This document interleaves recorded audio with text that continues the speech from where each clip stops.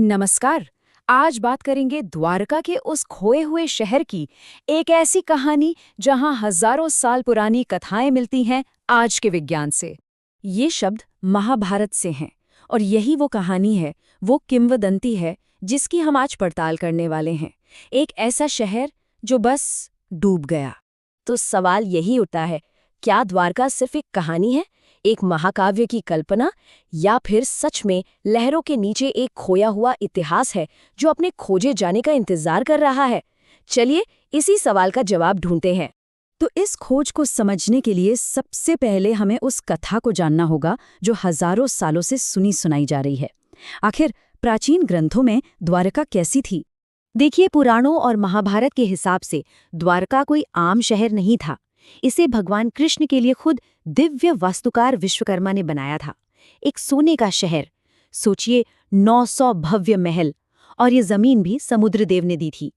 मथुरा छोड़ने के बाद कृष्ण के राज्य की ये राजधानी बनी, मतलब समृद्धि और शांति का एक बड़ा केंद्र। लेकिन हर सुनहरे दौर का अंत होता है। महाभारत युद्ध के बाद रानी गांधारी ने कृष्ण के वंश यदुवंशियों को एक शाप दिया और फिर द्वारका में सब कुछ बदलने लगा।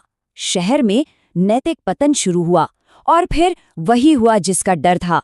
यदुवंशियों के बीच एक छोटा सा झगड़ा एक बड़े गृह युद्ध में बदल गया और श्राप सच हो गया। कृष्ण के इस दुनिया से जाने के बाद समंदर ने अपनी जमीन वापस ले ली और पूरा का पूरा शहर पानी में समा गया। तो ये तो हुई कथा की बात। अब आते हैं असली दुनिया में, उस वैज्ञानिक खोज पर जो उस डूबे हुए शहर के सबूत ढूंढने के लिए की गई। देखिए, द्वारका को ढूंढने की कोशिश कोई आज की बात नहीं है। ये सफर करीब एक सदी पुराना है। 1930 के दशक में जमीन पर पहली खुदाई हुई। फिर 1963 में डेक्कन कॉलेज और गुजरात के पुरातत्व विभाग ने मिलकर काम किया, जिससे पता चला कि यहाँ कोई प्राचीन बंदरगाह शहर था। असल में बड़ा काम शुरू हुआ 1979 से 1990 के बीच, जब डॉक्टर एसआर राव ने पहली बार पानी के नीचे मिशन शुरू किए। और फिर 2000 के दशक में तो कमाल ही हो गया।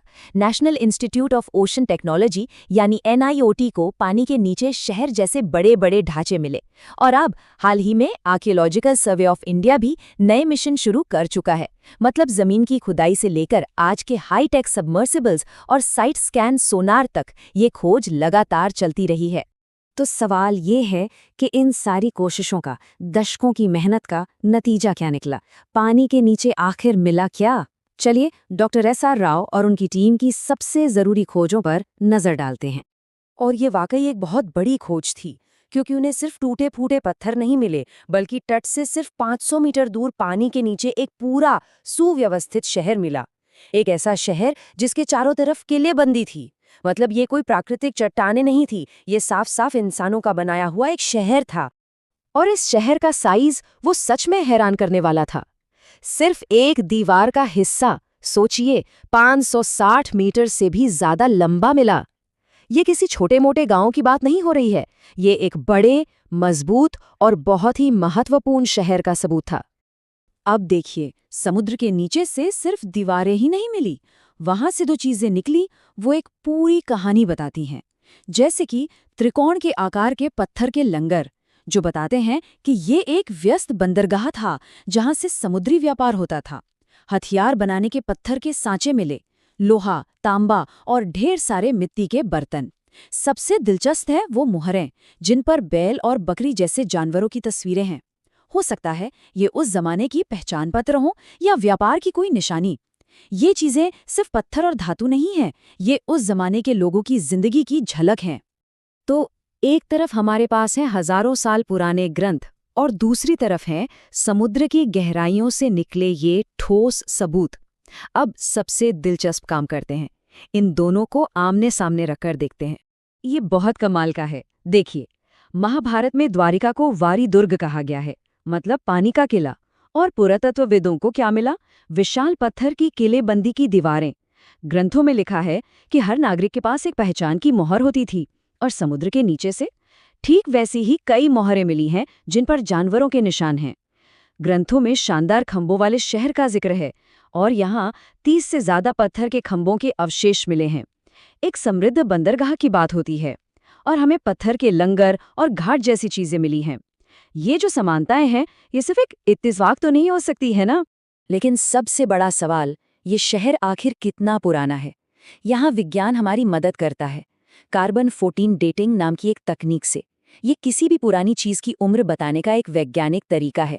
और जब द्वारका से मिली चीजों की जांच की गई तो पता चला कि वो करीब करीब 1500 ईसा पूर्व की हैं, मतलब आज से लगभग 3500 साल पुरानी। और दिलचस्प बात यह है कि ज्यादातर इतिहासकार महाभारत का समय भी यही मानते हैं। तो ये सिर्फ अंदाजा नहीं है, ये एक वैज्ञानिक कनेक्शन है जो कथा को इतिहास के बहुत करीब ले आता है। अब एक और दिलचस्प बात, शहर के डूबने को लेकर 2 तरह की कहानियां हैं। वहां की स्थानीय लोक कथा कहती है कि द्वारका 7 बार बनी और 7 बार डूबी, और आज का जो शहर है वो 7वीं द्वारका है। दूसरी तरफ विज्ञान है। वैज्ञानिकों का मानना है कि करीब 3500 साल पहले आखिरी हिमयुग के बाद दुनिया भर में समुद्र का जल स्तर बढ़ा था, और ये एक जानी मानी वैज्ञानिक घटना है। हो सकता है इसी वजह से ये शहर डूब गया। मतलब कहानी दोनों ही डूबे हुए शहर की कहते हैं, बस वजह अलग अलग बताते हैं। तो इन सारी खोजों, सबूतों और कहानियों के बाद हम आज कहाँ पहुंचे हैं? क्या हम जानते हैं? और क्या है जो अब भी एक रहस्य बना हुआ है? देखिए, एक बात तो लगभग तय है। सबूत बहुत मजबूती से इस तरफ इशारा करते हैं कि जहां पर कथाओं में द्वारका का जिक्र है, ठीक उसी जगह पर भारतीय कांस्य युग का एक बहुत ही विकसित किलाबंद बंदरगाह शहर मौजूद था। तो आज की तारीख में हम क्या कह सकते हैं?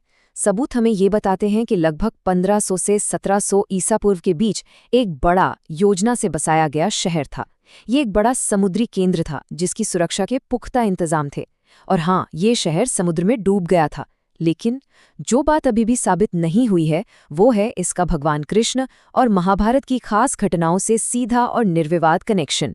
विज्ञान हमें बताता है कि क्या था, कहाँ था और कब था, लेकिन किसका था और क्यों डूबा, इसका जवाब आस्था और इतिहास की बहस में अब भी बाकी है। और यहीं पर हम एक बड़े सवाल के साथ इसे खत्म करते हैं।